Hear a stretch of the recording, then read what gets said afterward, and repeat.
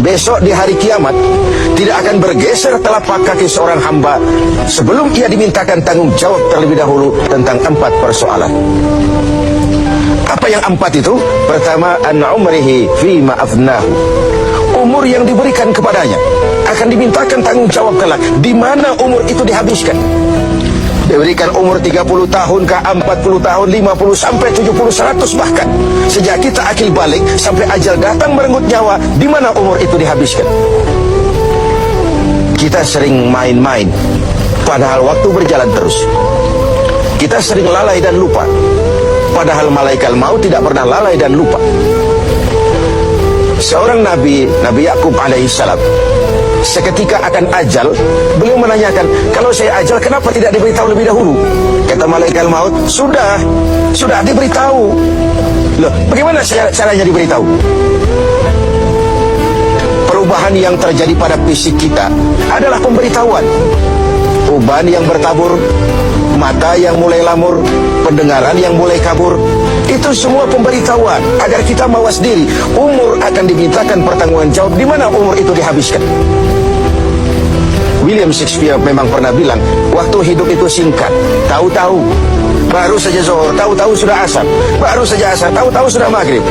Yang kemarin anak-anak, tahu-tahu sudah punya anak, tahu-tahu dan tahu-tahu. The time of life is short, kata Shakespeare. Waktu hidup itu singkat betul. Namun waktu yang singkat akan terasa ada manfaatnya kalau kita bisa memanfaatkannya dengan yang sebaik-baiknya. Apalah umur panjang kalau cuma untuk menimbun dosa dan kesalahan. Lebih baik umur yang panjang tapi untuk mengkoleksi berbagai kebajikan. Inilah makna ucapan Nabi, khairukum man tala umruhu wa hasuna amalu. Yang terbaik di antara kamu orang yang panjang umurnya dan banyak juga kebaikannya. Umur ini yang sering kita berleha-leha menghabiskannya untuk sesuatu yang tidak punya nilai, kelak akan dimintakan tanggung jawab di hadapan Allah Azza wa Jalla.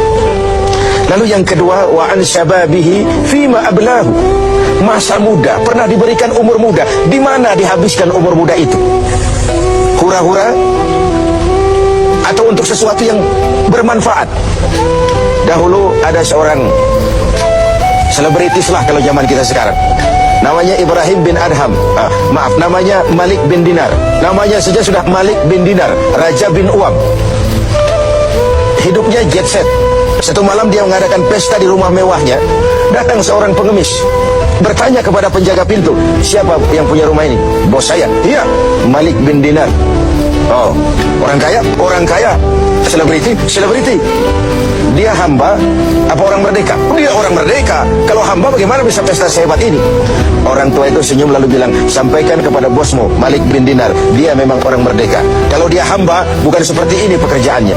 Dia orang merdeka, dilarang tidak terlarang, dicegah pun tidak tercegah. Merdeka dia memperturutkan hawa nafsunya. Kalau dia hamba Allah, bukan begini pekerjaannya. Menghabiskan waktu untuk pesta, hura-hura, sesuatu yang tidak ada gunanya. Ini disampaikan kepada Malik bin Dinar. Dia tercenung mendengar orang tua yang misterius itu. Malamnya dia bermimpi kiamat datang, dia akan dia masukkan ke dalam neraka. Karena itulah lalu dia bertobat dan kemudian menjadi ahli sufi yang terkenal, Malik bin Dinar.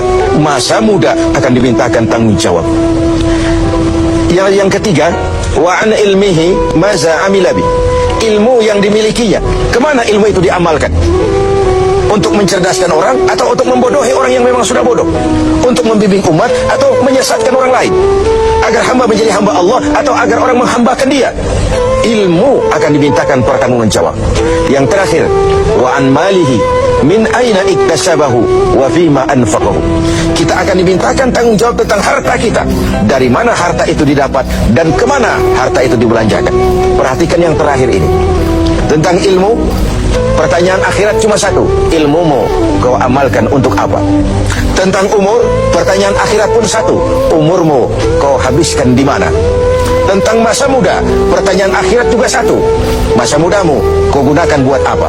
Tapi khusus tentang harta, pengadilan akhirat bertanya dua, hartamu kau dapat dari mana dan kau belanjakan kemana? Dari mananya dan kemananya? Kadang didapat dari cara yang benar, tapi dibelanjakan untuk yang tidak benar.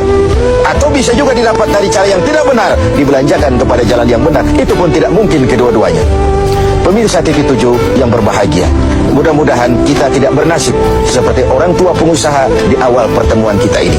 Semoga kita menjadi orang yang bisa mempertanggungjawabkan baik umur, masa muda, ilmu pengetahuan, dan harta yang dititipkan Allah kepada kita. Tidak satupun yang akan luput dari pengadilan akhirat.